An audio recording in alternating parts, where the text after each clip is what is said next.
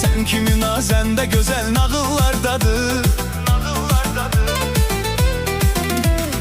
Ol yanımda mən yıxılan an tut əlimdən. Qoyma məni çəkməyə hicran tut əlimdən.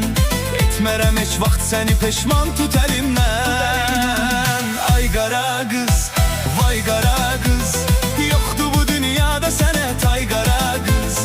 Ay qara qız, vay qara qız, səni bu həyat verdi mənə pay qara qız.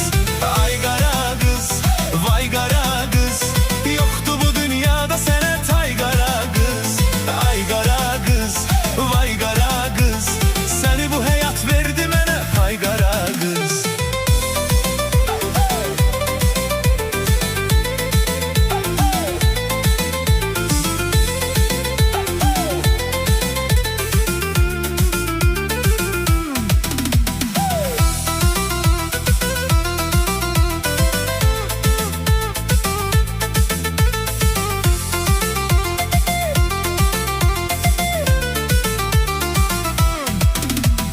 Könlüme sultan seni bildim, seni sevdim.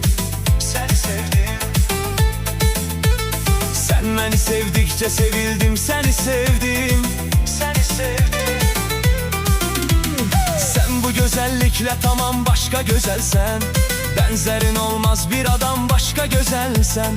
Saklasın Allah seni bambaşka güzelsen. Ay qara qız, vay qara qız,